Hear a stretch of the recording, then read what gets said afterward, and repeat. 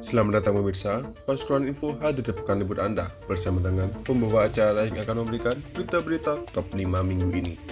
Dari pelajar asal Kota Wetan tewas usai disesak truk hingga truk tangki terbalik di jalan umum Perigen Pandaan. Inilah berita-berita yang akan kami sajikan.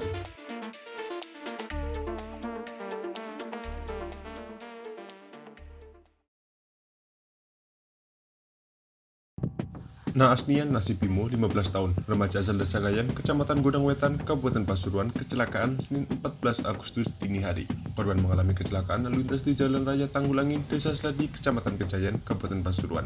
Nyawanya tak tertolong.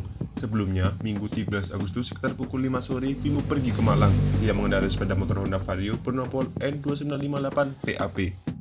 Ia hendak pergi ke rumah teman perempuannya. Sekitar pukul 12 malam, orang tuanya menelpon dan memintanya pulang. Bimo pun pulang.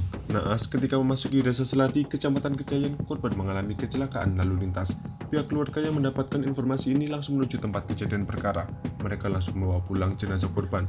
Pagi sekitar pukul 6 pagi, korban dimakamkan di tempat pemakaman umum di dekat rumahnya. Dela, 20 tahun, salah seorang keluarga korban mengatakan korban merupakan orang yang baik. Setiap sore mengajar ngaji di sekitar rumahnya. Usianya memang masih muda, masih duduk di bangku SMA. Dari informasi yang berhasil dihimpun, saat itu korban melaju dari selatan saat mendahului kendaraan dari sisi kanan dan di arah berlawanan ada truk. Tabrakan antara motor korban dengan truk tak terhindarkan. Korban meninggal dunia di TKP. Sementara itu, Kanit Laka Satlantas Polres Pasuruan Kota, Ibda Ahmad Kunaifi belum merespons ketika dikonfirmasi mengenai kecelakaan ini. Sampai berita ini ditulis Senin 14 Agustus sore yang bersangkutan belum respons.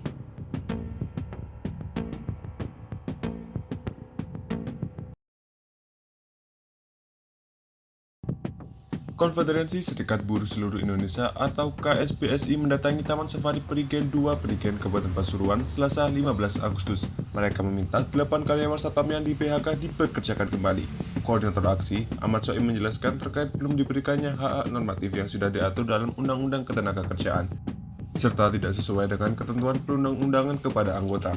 Ia mengungkapkan KSBSI sudah melakukan perundingan dengan pihak TSI 2 tetapi tidak ada kesepakatan. Maka dari itu, Soim selaku kuasa hukum para pekerja menggelar demo yang diikuti 200 orang. Ia menuntut agar perusahaan mempekerjakan kembali karyawan di demo dan memberi upah lembur atau kelebihan jam kerja. Sebab selama bekerja mereka tidak mendapat lembur meski masuk kerja saat libur nasional. Menurut dia, Taman Safari Perigen bertindak semena-mena. Selain itu, perusahaan tidak melaksanakan struktur dan skala upah yang menerapkan Perda Nomor 22 Tahun 2012 tentang ketenagakerjaan terkait tambahan gaji 5% bagi pekerja yang sudah menikah dan masa kerja sudah lebih dari 1 tahun, serta prioritas untuk warga sekitar. Soim juga menyebut manajemen TSI 2 mengingkari risalah bipartit 3 Agustus 2023 poin ke-8 yang menyatakan bahwa akan dibuatkan jam kerja atau jadwal jaga secepatnya. Namun, Taman Safari Perigen menyampaikan pemberitahuan yang melarang pekerja memasuki area dan menyatakan anggota KSBSI bukan karyawan. Sementara itu, perwakilan perusahaan tidak ada yang menemui masa aksi saat peristiwa itu terjadi. Tampak pula cekcok antara pedagang yang menganggap mereka atau masa aksi mengganggu aktivitas sehari-hari.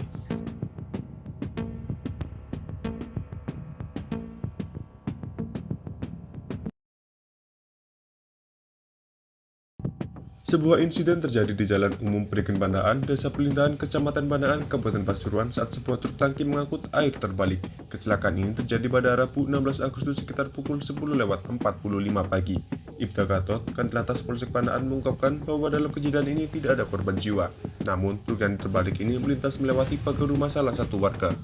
Meski tak ada korban jiwa, pagar rumah warga mengalami kerusakan akibat terkena dampak kejadian ini. Informasi mengenai truk tangki dengan nomor polisi N8737TO menyebut bahwa kendaraan ini dikemudikan oleh Agus, 42 tahun, yang merupakan warga Kecamatan Pandaan. Sementara, rumah yang menjadi sasaran tabrakan adalah milik Sulistri Handayani, seorang pegawai negeri sipil. Gatot menjelaskan bahwa insiden dimulai ketika truk tangki air hendak melewati tanjakan. Namun, truk tersebut tidak mampu untuk terus maju setelah tiba di lokasi tersebut. Truk yang kesulitan menanjak ini kemudian bergerak mundur ke arah kiri, hingga akhirnya menabrak rumah warga. Tidak berhenti di situ, truk kemudian terbalik ke sisi kiri. Kerugian materi dari kejadian ini masih belum dihitung. Kendaraan truk tangki dan pagar rumah warga mengalami kerusakan yang tidak terlalu parah. Dalam upaya evakuasi, petugas kepolisian menghadapi kesulitan karena kondisi jalan yang sangat sempit.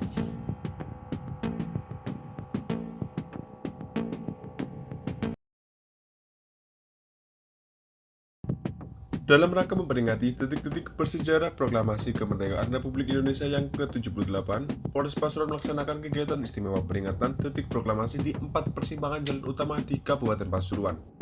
Kegiatan yang dipimpin oleh Kasat Lantas Polres Pasuruan, AKP Yudi Anugrah Putra ini bertujuan untuk mengajak para pengguna jalan untuk berhenti sejenak dan melakukan penghormatan kepada bendera merah putih sambil menyanyikan lagu Indonesia Raya.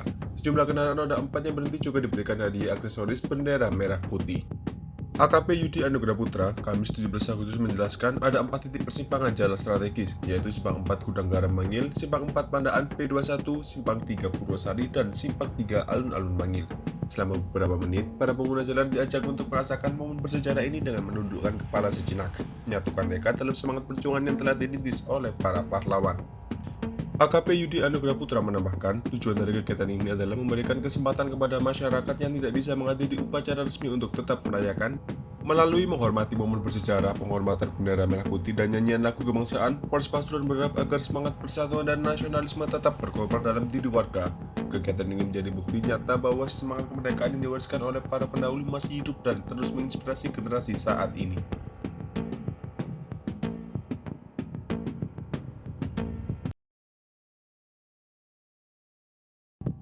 Bupati Pasuruan, Irsad Yusuf melepas kontingen Kabupaten Pasuruan di ajang Pekan Olahraga Provinsi Jawa Timur atau Porprov Jatim ke-8 2023. Dia berpesan agar selalu jaga kekompakan dan optimis. Pelepasan tersebut dilakukan di Pendopo Pemkab Pasuruan, Jumat 18 Agustus bersama dengan DPRD Kabupaten Pasuruan, Sekda, serta ofisial dan pelatih.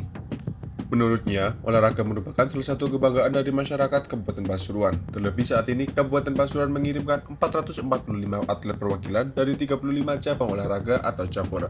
Kedepannya, diharapkan seluruh cabang olahraga dapat diikuti oleh perwakilan dari Kabupaten Pasuruan. Selain itu, Bupati Irsad saat memberikan sambutan juga meminta agar Komite Olahraga Nasional Indonesia atau KONI Kabupaten Pasuruan terus menggali potensi-potensi dari para atlet. Ditambahkannya, Porprov juga dapat menjadi ajang untuk mempersiapkan para atlet ke depannya agar lebih siap mengikuti event kompetisi olahraga yang lebih besar lagi, seperti Pekan Olahraga Nasional atau PON.